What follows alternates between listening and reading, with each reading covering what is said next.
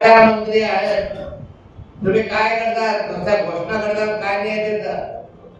आमच्या जिल्हा काम मागे ब्राह्मण समाजासाठी महामंडळ काढतात, 6 आहे अधिकारी नेमतात. आर्थिक कोणी समाजासाठी केलं आनंदच आहे, पण जे किमान तुम्ही घोषणा केली ते तर करा, जे आहे ते तर करा तुम्ही. आज विद्यार्थी भरकटतोय, अनेक विद्यार्थी 11वी प्रवेशापासून वंचित आहेत. ऑनलाईन केलं, बाकीच्यांचं काय मेरिटपेक्षा कमी आहे त्यांचं काय. खूप विषय घेऊन आहे, वेळ झाला खूप मी बोलायचं, मला संधी दिली, अनेक विषय मला मांडता येण्यासारख्या पद्धतीने मला सांगणार आहे की संघटनेशिवाय पर्याय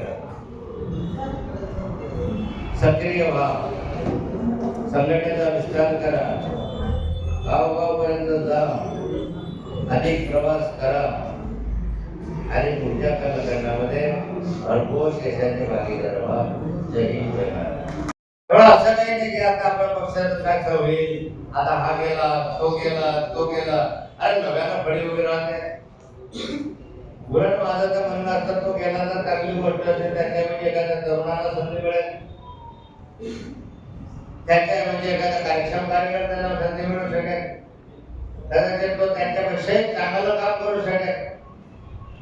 म्हणून आम्ही माननीय अध्यक्षांना सूचना केली होती की आता संघटनात्मक विस्तारासाठी काही बाबींची दुरुस्ती, काही बाबींच्या व्यवस्था या काळात जिल्ह्यामध्ये आपल्याला करण्याची गरज. एक तर हा जिल्हा मोठा आहे, 2 लोकसभा क्षेत्र आपल्याकडे आहे, आणि प्रमोद बापू 40 गावाला राहतात आणि मुक्ताईनगरला येता 200 किलोमीटरचा विस्तार करणं, येणं जाणं, वेळ करणं, हे आताच्या कालखंडामध्ये शक्य आहे. तेव्हा संघटनेला अधिक मजबूती द्यायची असते, त्यासाठी प्रवास लागतो. कार्यकर्त्यांना भेटी असतात, खेड्यापाड्याकडून जावं लागतात, सुखामध्ये दुःखामध्ये सामील व्हावं लागतं. सूचना केल्या अध्यक्ष महोदयांनी की आता या जिल्ह्यामध्ये 2 अध्यक्ष झाले,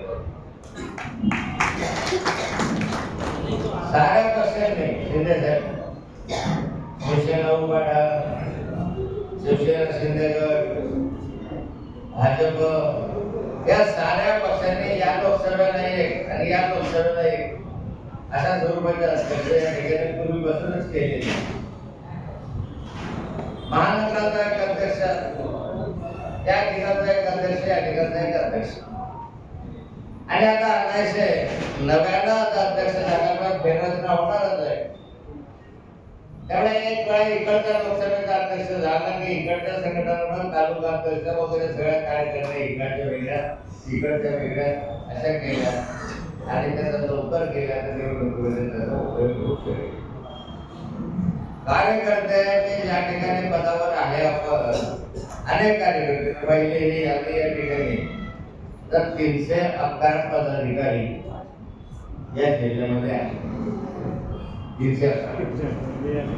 ही आधी मी वाचत होतो आणि मी विचारलं सरांना, वाईट महाराज सरांना, त्याच्यामध्ये ही यादी तयार केली किती आहे, त्यामध्ये पदाधिकारी किती आहे, कारण ते सर्व मिळून 311. पदाधिकारी यावेळेस 311 आहे. ते 311 पदाधिकारी जर सक्रिय झाले तर निवडणुकाचा अधिक सोप्या हो.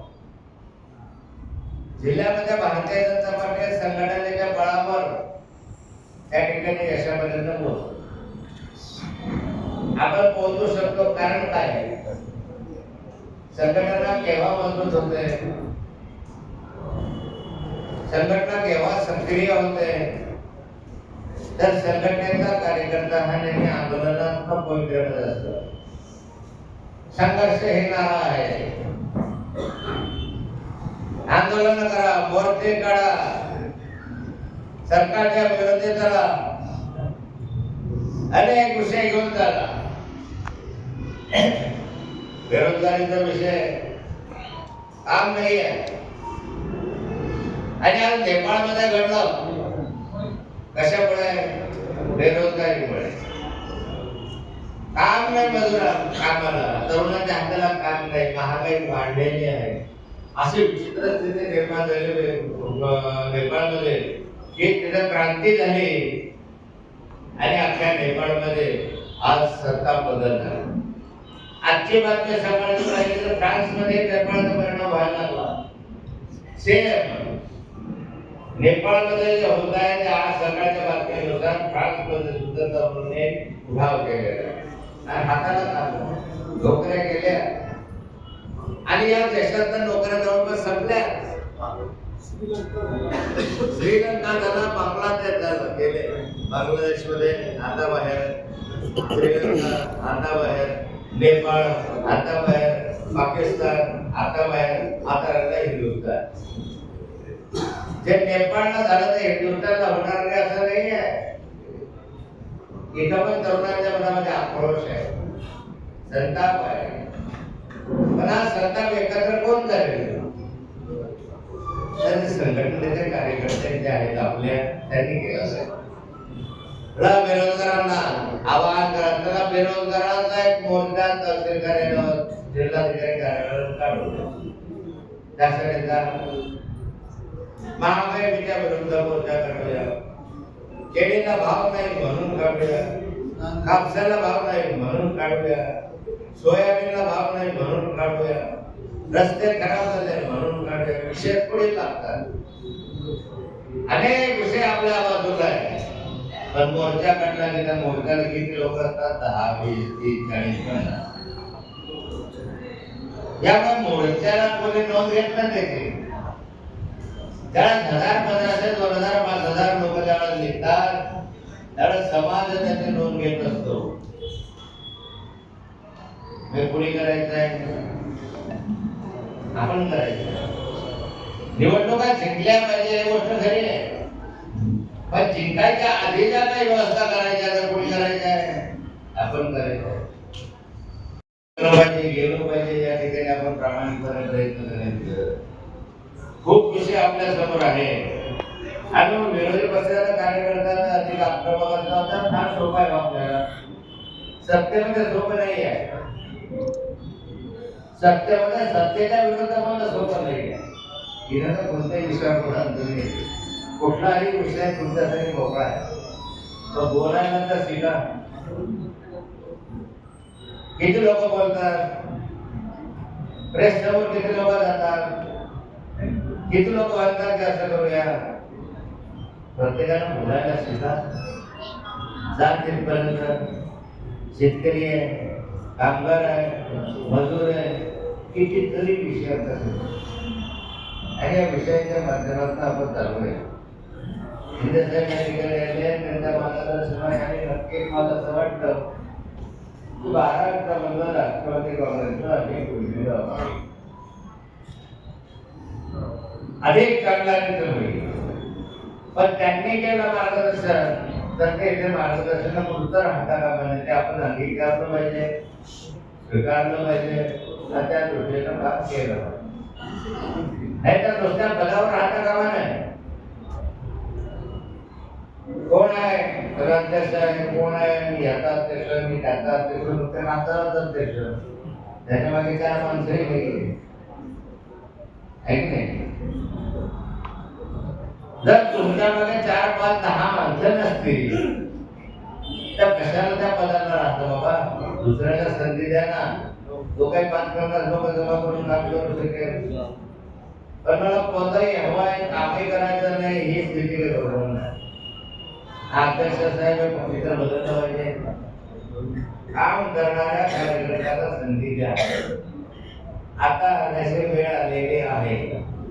आता अनाशा सारच आपल्याला बदलायचं आहे. अध्यक्ष तालुक्याचा अध्यक्ष बदलायचा आहे, महिला गटाचा अध्यक्ष बदलायचा आहे, युवाचा अध्यक्ष आहे, आदिवासींचा बदलायचा आहे, एकटा बदलायचा, सगळ्यात बदलायचं. त्यामुळे आताचा लोक बघा हे ज्यांना पदावर ठेवलेला आहे ते काम करतात. ज्याने ठेवलं त्यांना राहू द्या, ज्याने केलं नाही 311 पैकी त्यांना बाजूला सारा. अरे सारं करा. आज राजकारणाच्या स्थितीत तुम्ही अनुभवला महाराष्ट्रातलं राजकारण कोणत्या दिशेने चाललेलं आहे. महाराष्ट्रामध्ये पहिलं तर आज ओबीसीचं आंदोलन, मराठ्यांचं आंदोलन ओबीसीसाठी, वंजारी समाजाचं आंदोलन एसटी साठी, लिंगायत समाजाचा आरक्षण आम्हाला धर्म वेगळा करून पाहिजे म्हणून, कोळ्यांचं आंदोलन आम्हाला ठोकर पुढे सर्टिफिकेट पाहिजे म्हणून समाजामध्ये भानगडी लावण्याचं काम या सरकारने केलेलं आहे. मराठा आंदोलकांना पुढे केलं, ओबीसी आंदोलन करा, ओबीसीला पुढे गेलं, मागे पण पुढे जाणार. त्यामुळे समाजामध्ये जे आहे ते एक अशांततेचं वातावरण आहे, समाजाचं स्वास्थ्य बिघडवण्याचं काम होऊन राहिलेलं आहे. तो एकसंघ समाज आतापर्यंत सारे समाज जसे एकसंघ होते ते एकमेकांकडे अविश्वासानं पाहायला लागले. प्रश्न सुटत नाही, कारण सोडवण्याची इच्छा या सरकारची नाही. अर्धवट प्रश्न ठेवायचे. मराठ्यांना आरक्षण द्यायचं, हैदराबाद कायद्याप्रमाणे मराठ्यांना आरक्षण देऊ, पण हैदराबाद कायद्यामुळे मराठ्यांना पूर्णपणे ओबीसीचं आरक्षण मिळेल का याविषयी सर्वांना मला सांगू शकतात. मराठ्यांचे मनात आहे, ओबीसीचे मनात आहे. ओबीसी नाही वाटतंय मिळालं तर आपला हिस्सा घ्यायला. मराठ्यांना असं वाटतंय का दोन्ही एक मुंबई वगैरे सर्व मिळवण्यासाठी अडचण यायचं काम मिळेल की नाही मिळेल. कोणामुळे? या सरकारमुळे. एक वर्षानुवर्ष ज्यावेळेस आंदोलन चाललेलं आहे तर त्या कालखंडामध्ये जरांगे पाटलांचे आंदोलन झालं, सोडवलं कोणी? यांनीच ना, शिंदे साहेबांनी. हे करायचे, सोडवायचे, परत बसायचे, परत सोडवायचे, हे सातत्याने चालत असताना समाजामध्ये एक अशांततेचं वातावरण सरकारच्या बाजूला. सरकार निष्क्रिय आहे, नुसत्या घोषणा करतात, त्या घोषणेची अंमलबजावणी नाही आहे. परवा मी सांगितलं की केडी महामंडळाचं काय झालं, तुम्ही एक पत्र दिलं साहेबांना, ते 200 रुपये प्रतिगणचा महामंडळ केळीच्या संदर्भामध्ये काय महामंडळाची स्थापना केली 1-2 वर्षापूर्वी सरकारने घोषणा 5 वेळा घोषणा झाली. मी पत्र दिलं होतं. केळी उत्पादकांना न्यायनाथ केळी आमच्या आयुष्यात पहिल्यांदा पहिले ते 400 रुपये प्रति क्विंटल केळी विकतात. 400 रुपये प्रति क्विंटल केळी विकली जाते. कोण बोलताय का? सत्ताधारी बोलायला तयार नाही. 4 मंत्री आमच्या जिल्ह्यामध्ये असून केळीच्या संदर्भामध्ये पुढाकार कोणी घ्यायला तयार नाही.